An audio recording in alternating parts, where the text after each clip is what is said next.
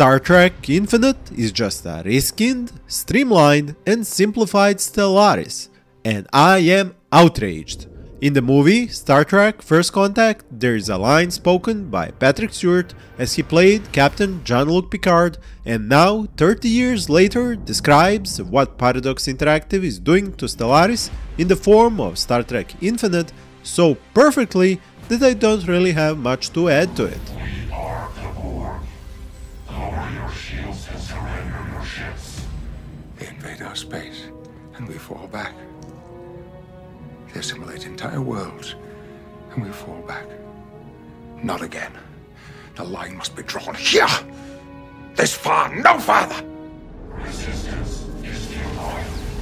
Star Trek Infinite is that line, and the Borg, at which Captain Picard was so furious, is Paradox Interactive. A line which, if crossed, means saying goodbye to brilliant, fresh games that inspire, push new boundaries and boldly go where no one has gone before. Because if we fall back this last step and allow Paradox Interactive to sell us an official reskin mod of Stellaris as Star Trek Infinite, there really is no hope for us or the gaming industry. This insult to injury is only made worse as this gameplay trailer was released on June 16th, which is marked as Captain Picard Day. I used to think Electronic Arts was the company that defined the button and how low publishers can go. But with this one official mod, Paradox Interactive just pushed past the center of that black hole EA has been digging for the past 15 years. Paradox has been mildly irritating with hundreds, if not thousands of DLCs across their many games, and people have been letting them off the hook for the most part as they have been exploring different takes on a really hard strategy subgenre for decades now.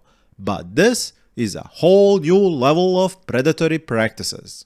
I am honestly not even going to bother to point out how blatant this is, because if you are one of the blind and can't see this as a complete reskin of Stellaris, I am certainly not going to be able to open your eyes. Half the discussion topics for this game on Steam are titled reskin, mod, looks the same. People who have played even a bit of Stellaris have already voiced their opinions and recognized this game's UI, fleet system, economy, map, basically everything as just Stellaris with different textures and art. They may have added some mechanics specific to Star Trek lore and changed some of the key gameplay elements, but don't be surprised if they have just taken them from other Paradox games and repurposed them here. They actually have a paragraph at the end of the game's description on its Steam store page that says, Star Trek Infinite is built upon the core systems of Stellaris, leveraging the deep and complex systems and making them its own. Aspects of these systems have been streamlined and simplified to better resonate with the Star Trek franchise. Whoever had the nerve to write streamlined and simplified to both the Stellaris and Star Trek player fan communities in a single sentence should write their own resignation at Paradox Interactive. There is no greater insult to a strategy game player than calling the game he is to be playing streamlined or simplified. I hope it was done by ChatGPT so they could at least blame it on the junk in, junk out origin of that AI chat system. This does mean they own the fact that they have used Stellaris to make Star Trek Infinite, but they are still sugarcoating it to not sound like it looks. And honestly, saying that something needs to be streamlined and simplified to better resonate with the Star Trek franchise? I am not sure if that person who wrote this thinks Stellaris is the greatest game title in the universe, or do they think Star Trek is the crappiest sci-fi franchise in that same universe? But again, resignation tomorrow morning is the best thing for them to do. No hard feelings, just hard facts. And this whole issue isn't even a matter of price, as many have been quick to point out in the comments on videos or on forums and social media. This is a matter of principle. That horrible little thing worse than a fresh gum on your shoe and more important than the honor of a Klingon. Selling this at any price is an insult to our collective intelligence as gamers who are also educated and knowledgeable consumers of these games and customers of this particular publisher. There is just no way in any universe that a publisher/developer can be allowed to resell their game after reskinning it, even if that new look is as big of a franchise as Star Trek.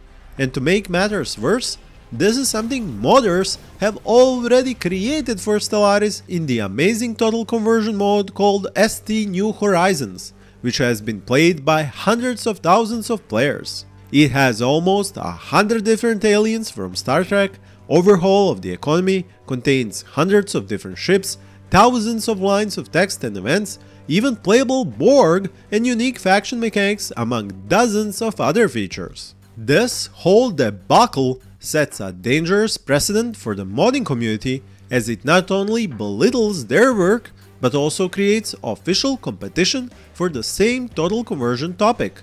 This directly reduces their chances of making something that will get them noticed and maybe land them a job as a full developer in some game company. It means that modders who are currently creating similar total conversion content should start fearing their countless hours of work might be made obsolete and unusable by other companies who will certainly be taking a page from Paradox's handbook and doing the same risking job in their games.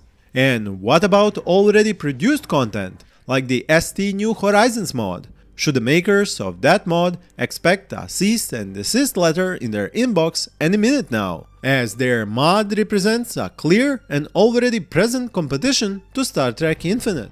That incredible mod is free, as it should be, both out of principle and all the copyright laws. And now Paradox wants to have a second dip into Stellaris, a game it has already added countless DLCs to. A second dip on top of something like $300 worth of content just by actually paying for the Star Trek license and reskinning their game. I have personally made videos on some of that extra Stellaris content, found its good and bad sides, tried to find arguments why it's even worth buying it, but I gave up a dozen DLCs ago. I know that these publishers are as relentless in finding new ways to satisfy their investors as the Borg are in assimilating new organisms, but I could have lived another day without witnessing the former become the latter. At least the Borg's ultimate goal is achieving perfection, while Paradox just needs higher profit margins and higher stock prices. I am the first person to admit we are starved for good Star Trek games, and I was very excited when I heard of Star Trek Infinite. So please don't take this opinion of mine as anything against Star Trek or Star Trek games. I have played and loved to this day most Star Trek strategy games like Starfleet Command, Armada, Deep Space Nine Dominion Wars, Bridge Commander, and even Legacy and Star Trek Online to some extent. And the Star Trek community certainly shows its love for this franchise in almost every major strategy game that can be modded with Star Trek assets, from Homeworld and Saints of a Solar Empire to Distant Worlds and even Star Wars Empire at War. I do respect the success of some of the games Paradox Interactive made and or published, as well as the people working in their 9 internal studios. But this is where I draw my line in the sand.